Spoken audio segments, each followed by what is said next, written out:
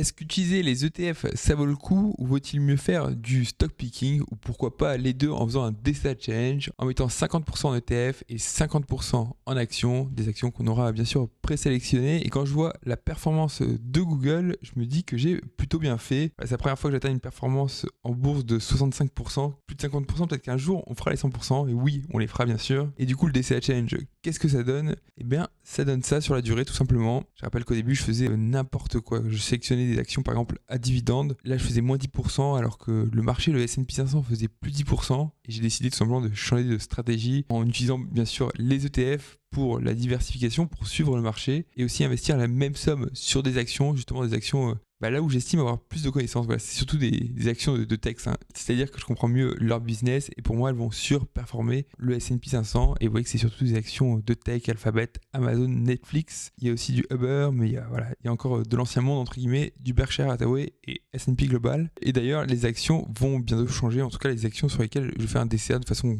continue pendant au moins 6 mois. Et voilà ce que ça donne comme performance quand je la mesure. En rouge, vous avez la courbe des actions que je sélectionne et vous voyez qu'elle est supérieure à la courbe en bleu qui est la performance seulement du S&P 500. Après voilà, la surperformance n'est pas exceptionnelle. Vous voyez que les deux courbes se suivent. Peut-être que l'écart se creuse. Enfin en tout cas là, il est en train de se creuser et ne vous inquiétez pas, il va continuer à se creuser. Pourquoi? Eh bien tout simplement parce que je commence à prendre en compte le PER et aussi la market cap, on en parlera après. Vous voyez que le S&P 500 a un PER moyen tout simplement de 28, on va arrondir à 30, ça sera plus simple. Et la majorité des actions sur lesquelles je fais un DCA, il y en a 3, c'est celle-ci. Netflix, j'ai totalement arrêté parce qu'il était à 50, là il est toujours au-dessus de 40. Et de toute façon, tant qu'il ne retombe pas en dessous de 35 ou 30, je ne reprendrai pas un DCA dessus. Enfin, en tout cas, sur cette action, parce que vous voyez qu'actuellement je fais toujours un DCA par exemple sur Amazon, Google et S&P Global, alors que leur valorisation est supérieure à 30 et supérieure au PER du S&P 500, qui veut tout simplement dire que j'achète ces actions plus cher que si j'achetais par exemple une part d'ETF. Mais bon, vous inquiétez pas, pour contrebalancer ça, il y a deux actions qui ont un PER inférieur à 30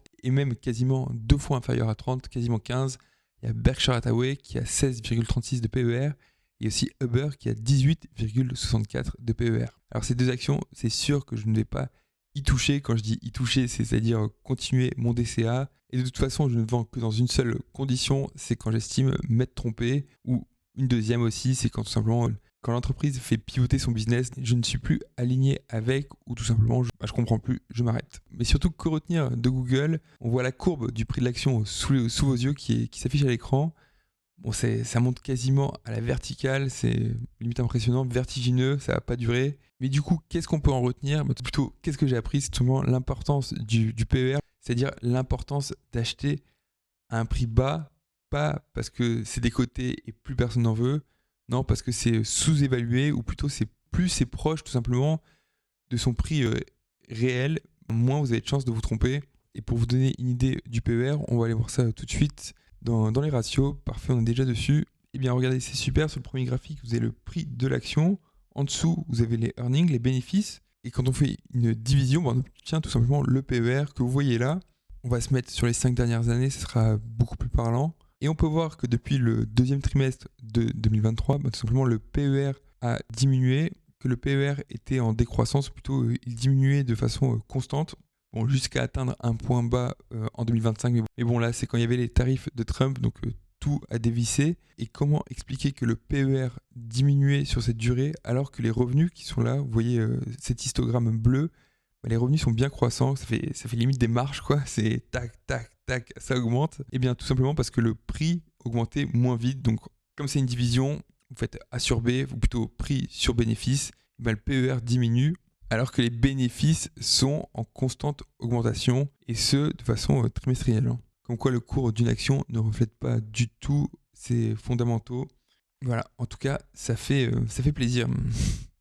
Et du coup, on en revient à mon petit Google Sheet de suivi. Et vous voyez que ces 3 positions sont dans le rouge, ou plutôt leurs PER sont dans le rouge. Voilà, ce qui veut dire que je les achète au-dessus du PER moyen du S&P 500 et je cherche actuellement des alternatives. Je vais vous montrer ma watchlist. Pareil, je veux toujours me concentrer que sur quelques business. Je veux pas, par exemple, je ne ferai pas de santé ou de biotech ou autre, ça c'est quasiment sûr, même des pétrolières. Et du coup, qu'est-ce que j'ai mis sur ma liste du Père Noël? Tout simplement, j'ai mis Visa et Mastercard, voilà, des systèmes de paiement. Actuellement, je travaille justement sur l'intégration des systèmes de paiement, donc je me dis pourquoi pas avoir un petit avantage, pourquoi pas en profiter, et surtout je gagne en expérience, je comprends vraiment le business. Pareil, il n'y a pas que Visa et Mastercard, il y a des acquirers, des plateformes de paiement qui gravitent autour. Donc c'est le business des cartes de crédit ou du paiement en ligne, c'est pas juste. Voilà, je t'envoie 10 euros, c'est encaissé par le commerçant et ça s'arrête là. Non, c'est beaucoup plus compliqué. Il y a des histoires de routage. Ensuite, il y a Moody's et MSCI, voilà, des concurrents justement de S&P Global. Pourquoi pas remplacer S&P Global par un des deux concurrents? Pourquoi pas faire une position duopole, triopole? Pourquoi pas? Mais bon, vous voyez déjà que dans les 4 actions que j'ai citées, elles ont toutes un PER supérieur au PER du S&P 500. Mais voilà, je ne me suis pas arrêté à ces 4 actions. Il y a aussi Microsoft, qui je pense que vous la connaissez, Meta, Facebook, pareil. C'est la seule qui a un PR proche de celui du S&P 500, environ 28. Ensuite, il y a Booking et Apple, voilà, 2 boîtes de tech. Je pense que Apple, ça doit vous surprendre. Et pourtant, je pense qu'il ne faut pas enterrer, entre guillemets, le cœur d'un champion. Apple, voilà, les revenus sont stagnants, beaucoup de déceptions quand on regarde, quand on écoute par exemple des podcasts liés à la finance. Voilà, mais je sens qu'ils sont justement en train de pivoter, ou plutôt ils changent justement, ils essayent de se diversifier de l'iPhone qui était leur première source de revenus pendant très longtemps, pendant plus de 15 ans quasiment. Et par exemple, le fait qu'ils se concentrent plus sur du hardware, comme par exemple ce PC portable, franchement, la qualité est juste au top. Et voilà, je sais que j'en reviendrai plus jamais à Windows, enfin, sauf quand on me force à utiliser Windows, sinon c'était Linux.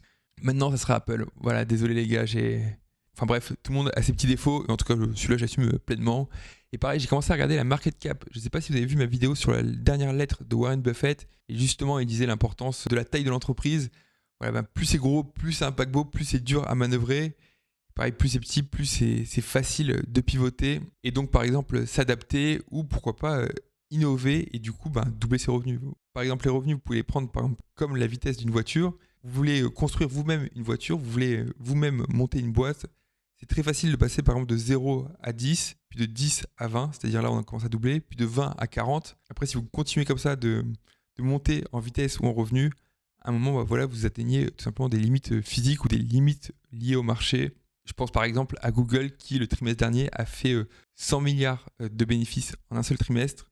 Voilà, doubler 100 milliards, même si c'est l'année prochaine, ça demande beaucoup d'innovation ou un produit vraiment révolutionnaire. Mais bon, c'est pas pour autant que je vends Google. Donc voilà, c'était mon petit point pour le DCA Challenge. Si vous avez des idées, et d'ailleurs sur quoi vous investissez, ça m'intéresse. Et je vous dis à très vite pour le prochain épisode. Allez, ciao!